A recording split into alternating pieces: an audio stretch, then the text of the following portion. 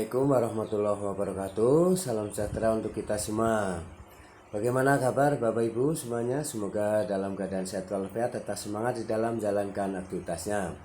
Mari kita simak bersama keterangan pers ya setelah rakor evaluasi kebijakan ya pendidikan dasar dan menengah bersama Komisi 10 DPR RI dan Wakil Presiden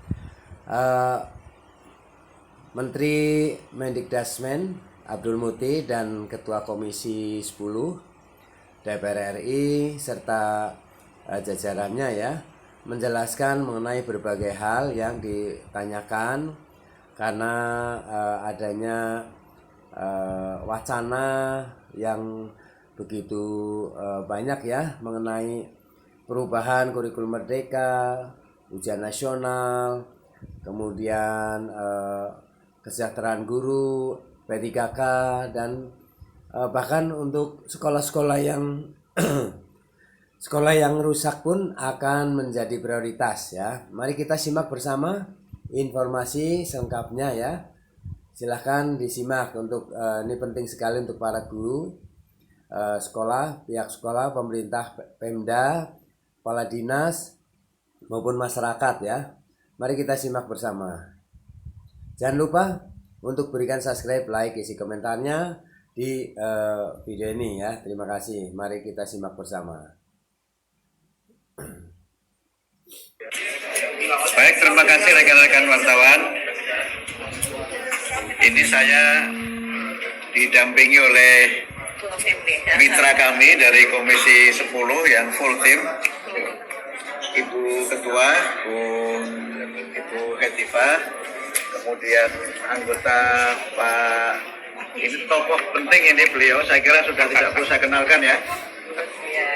Kemudian Bu Lima juga sudah tokoh penting juga, yang di sebelah kanan Ibu Dirjen GTK. Tadi kami baru saja menyampaikan beberapa hal yang terkait dengan acara rapat koordinasi dan evaluasi kebijakan momen Pak Atif dan Mas Fajar yang terkait dengan kebijakan pendidikan tahun 2024 dan upaya kami untuk mendapatkan masukan untuk kebijakan di tahun 2025. Fokusnya pada dua persoalan strategis, yaitu PPDB zonasi dan P3K. Ini dua persoalan yang memang selama ini sangat menyita perhatian kita, karena memang dalam pelaksanaannya menimbulkan kontroversi, baik yang setuju maupun yang tidak setuju. Nah, kami tentu belum pada keputusan apakah PPDB atau zonasi itu kita lanjutkan atau kami pilih cara lain. Kemudian juga terkait dengan guru PPPK juga menjadi bagian dari kebijakan kami yang memang dalam beberapa hal terkait dengan regulasi menyangkut ASN dan juga regulasi yang terkait dengan kewenangan pemerintah daerah dan pemerintah provinsi dalam kaitannya dengan otonomi daerah. Jadi forum ini sekali lagi adalah forum di mana kami mendengar, kami meminta masukan dari para kepala dinas pendidikan seluruh Indonesia agar ke depan kebijakan strategis dan juga beberapa program strategis itu dapat terlaksana dengan sebaik-baiknya. Semangat dari zonasi tentu sangat kita apresiasi, karena pelayanan pendidikan yang bermutu untuk semua dapat diberikan di lingkungan sekolah yang dekat dengan tempat tinggal para murid. Tapi memang ini di lapangan kami mendapatkan banyak masukan terkait dengan persoalan-persoalan teknis di lapangan dan juga persoalan yang berkaitan dengan mutu dari layanan pendidikan di sekolah-sekolah sebelum ada zonasi dan setelah zonasi diterapkan. Kemudian terkait dengan guru P3K, kami sampaikan bahwa selama beberapa minggu ini kami beraudiensi didampingi para wakil menteri dan para dirjen ke beberapa organisasi yang menyelenggarakan pendidikan. Dan memang terdapat masukan yang sangat besar ya kami terima supaya penempatan guru PPPK ini dapat dievaluasi. Penempatan guru P3K hanya di sekolah negeri saja itu ternyata menimbulkan masalah, dan juga tadi Pak Wakil Presiden menyampaikan ada masalah di mana satu daerah itu memiliki kelebihan guru dan daerah lain kekurangan guru. Mungkin juga ada sekolah yang juga kekurangan guru, bahkan mungkin satu sekolah hanya satu guru saja. Ini mungkin menjadi guru yang tersisa. Tapi juga ada sekolah yang kelebihan guru sehingga karenanya kekurangan jam mengajar. Nah, ini yang nanti kami coba lakukan, dan bagaimana kami juga bisa terus berkomunikasi dengan Komisi 10 sebagai mitra kami terkait dengan anggaran ini. Karena itu kami persilahkan Ibu Dr. Haja Itifa juga untuk menyampaikan pandangan-pandangannya dan juga masukannya untuk kami kepada rekan-rekan wartawan. Monggo. Terima kasih Pak Menteri dan juga para wamen dan sahabat-sahabat saya dari Prof. Nunu dan teman-teman pimpinan Komisi 10, teman-teman media. Kami Komisi 10 sangat mengapresiasi langkah-langkah sigap yang sudah dilakukan oleh Pak Menteri, yang kelihatan sekali ya niatnya ingin mendengar lebih banyak, terutama juga suara-suara dari daerah. Dan kami sebagai mitra tentunya ingin mensupport semaksimal yang kami mampu agar dari sisi legislasinya jelas. Kalau memang kita ingin memperbaiki juga mulai kapan supaya itu bisa dilaksanakan dengan baik, dan juga tentunya dari sisi anggarannya bisa teralokasikan dengan cukup, dan kami pun akan ikut mengawasi pelaksanaannya. Karena kami berasal dari banyak daerah pemilihan yang ingin juga ikut membantu memberikan informasi terkait situasi di lapangan. Dan kami juga merasa sangat mengapresiasi kehadiran Bapak Wakil Presiden pada hari ini yang merupakan bentuk dukungan beliau yang sangat luar biasa kepada inisiatif-inisiatif yang sedang dilaksanakan oleh Menteri Pendidikan Dasar dan Menengah kita. Intinya seperti itu ya teman-teman, kami ini kompak sekali. Alhamdulillah rapat pertama sangat produktif dan akan banyak perubahan-perubahan ataupun penyempurnaan. Kami juga berharap semuanya berjalan smooth ya, lancar. Terima kasih. Terima kasih. Begitu ya teman-teman wartawan. Ada yang mau ditanyakan? Silakan Pak Menteri. Apa tadi Pak yang terkait dengan materi pendidikan coding? Oh iya betul. Bagaimana Pak? Oh iya baik, terima kasih. Ini saya sekalian sampaikan bocoran juga. Tapi kayaknya bocor resmi. Bukan bocor halus atau info lain. Jadi waktu kami bertemu dengan Bapak Wakil Presiden, memang beliau menyampaikan pentingnya coding ini diajarkan. Dan kami sampaikan dalam rencana kami untuk pembaharuan kurikulum yang akan datang, itu akan menambahkan mata pelajaran Artificial Intelligence dan Coding sebagai mata pelajaran pilihan di sekolah-sekolah yang memang sudah mampu melaksanakan. Kenapa pilihan? Karena memang itu membutuhkan alat-alat yang canggih, sarana internet yang juga harus bagus, dan belum seluruh sekolah kita ini memiliki sarana itu. Dengan nanti sifatnya masih pilihan, dan mudah-mudahan ini bisa menjawab program dari Pak Presiden juga tentang digitalisasi sebagai upaya kita untuk meningkatkan kualitas pendidikan dan menyiapkan generasi kita ini untuk lebih bisa bersaing di dunia global dengan terutama dua kemampuan ini. Selain yang lainnya tentu saja adalah Artificial Intelligence dan Coding. Prof, tadi sempat disinggung tentang Undang-Undang Perlindungan Guru oleh Pak Wapres. Tanggapannya seperti apa? Mungkin dari DPR juga akan menambahkan. Ya, yang jelas begini, nanti lengkapnya oleh Ibu Hetifah, Ketua Komisi 10. Di Undang-Undang Guru dan Dosen pasal 39 itu sebenarnya sudah ada penjelasan, kalau tidak salah ada 6 ayat yang menjelaskan tentang bagaimana perlindungan guru, baik dalam mereka bekerja, kemudian terkait dengan profesinya, keamanannya dan sebagainya. Dan sudah ada turunan lagi aturan yang lain, mungkin nanti Bu Dirjen silakan disampaikan.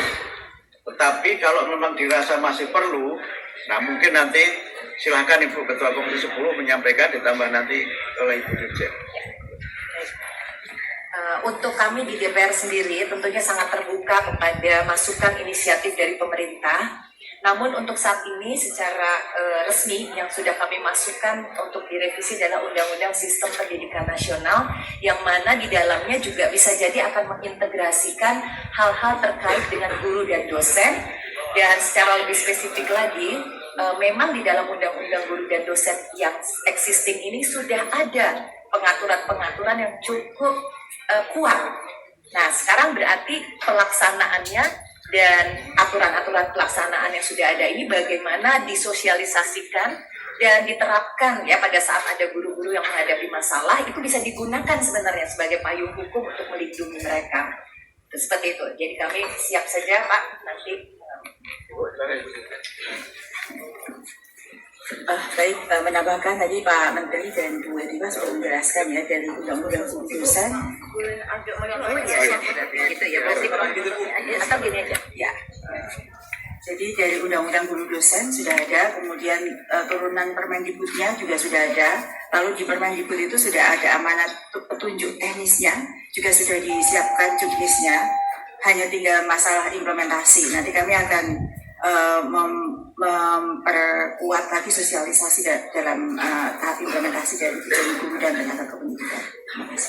Pak, terkait dengan renovasi sekolah, rapat terakhir di DPR kan komisi meminta untuk berkoordinasi dengan PUPR dan Bapak meminta solusi yang moderat kepada Wapres. Sejauh ini gimana Pak? Sudah ada solusinya? Saya berencana bertemu dengan Pak Menteri Pekerjaan Umum, karena sekarang PR-nya sudah pindah ke tempat lain. Dan anak sekolah juga banyak PR juga kan. Jadi kami sudah bicara dengan Pak Menteri Pekerjaan Umum di waktu ketemu di Sentul, dan sedang diatur waktu untuk duduk bersama bagaimana agar mekanisme pelaksanaan rehab sekolah itu dapat kita cari jalan keluar yang memungkinkan untuk, tadi Pak Wakil Presiden menyampaikan, pelaksanaannya bisa tepat sasaran dan juga dapat dipenuhi dalam waktu yang tidak terlalu lama. Karena itu juga termasuk program prioritas dari Bapak Presiden. Selama ini evaluasi sementara ketika masih dilaksanakan oleh Menteri PUPR itu, salah satu kendalanya adalah pelaksanaannya tidak bisa cepat karena hanya melalui satu kementerian. Kalau misalnya nanti bisa dicari jalan keluarnya, misalnya waktu kami sampaikan kepada Pak Wakil Presiden waktu bertemu itu bisa double track, maka bisa PU juga melaksanakan, kami juga melaksanakan. Upaya kita untuk bisa memperbaiki sarana dan prasarana pendidikan, khususnya fasilitas fisik yang rusak itu, mudah-mudahan dapat dilaksanakan lebih cepat lagi. Pak, soal banyaknya penolakan terkait UN itu gimana Pak? Bagaimana? Banyaknya penolakan UN sampai ada petisi itu bagaimana? Oh belum, kami masih akan ada lagi acara seperti ini, mengundang para ahli, para pelaku dan juga para pengamat, termasuk juga nanti wartawan juga bisa kita undang untuk ikut memberikan evaluasi tentang UN. Ini memang juga menjadi isu yang cukup mengemuka, dan sekali lagi sebulan ini kami ingin menjadi pendengar yang baik sebelum mengambil keputusan. Termasuk mendengar zonasi juga, Prof. Ya, soal zonasi juga nanti kami akan ambil keputusan juga soal itu. Dan pesannya Pak Presiden kan memang ojo ke susu. Ojo ke susu itu bahasa Indonesia. Jangan tergesa-gesa, jangan terburu-buru. Kita dengarkan semuanya, kita kaji dengan seksama. Mudah-mudahan nanti kita bisa ambil kebijakan yang terbaik, sehingga sekali lagi visi kami pendidikan bermutu untuk semua ini juga menjadi bagian dari layanan yang juga berlangsung dengan baik di lapangan. Soal tadi nanti anggarannya berapa, saya kira sudah ada anggarannya di tahun 2024 sudah diputuskan, kita tahun 2025. Tinggal teknisnya nanti kami akan bicara dengan Pak Menteri Keuangan, Pak Menteri PU Pekerjaan Umum, dan juga dengan Ibu Menteri Keuangan, karena memang sebagian juga dananya ada di Menteri Keuangan. Prof, mengenai matematika yang masuk TK gimana Prof nanti? Oh itu sudah keputusan, tinggal nanti teknis pelaksanaannya saja. Sehingga bahkan kami juga sudah mencoba untuk menyiapkan platform untuk pembelajaran matematika di TK dan sekolah dasar. Dari kapan dalam 20 tahun ini Prof? Atau mulai kapan yang di TK itu? Kan memang literasi numerasi itu kan sudah menjadi bagian dari materi yang diajarkan kan sejak dini itu. Tinggal nanti persoalannya adalah bagaimana teknis mengajarnya. Dan ada banyak penelitian yang menunjukkan bahwa anak-anak yang memiliki pendidikan dasar yang baik, termasuk juga yang memiliki kemampuan literasi dan numerasi yang baik, itu punya keberhasilan studi di jenjang yang lebih tinggi, lebih baik daripada mereka yang tidak punya dasar literasi dan numerasi di tingkat pendidikan anak usia dini. Kemudian Ya, demikian ya Bapak Ibu. Penjelasan dari Menteri Pendidikan Dasar dan Menengah, kemudian dari Dirjen GTK, dari komisi, dan semua permasalahan pendidikan yang akan dipecahkan ya. Dan Bapak Menteri sendiri akan mengkaji ulang ya apa yang perlu diperbaiki, dan yang sudah baik dan efektif akan dilanjutkan ya. Jadi tidak semuanya diganti, tapi perlu dievaluasi. Terima kasih telah menyimak video ini hingga selesai, semoga bermanfaat. Jangan lupa subscribe, like, isi komentarnya.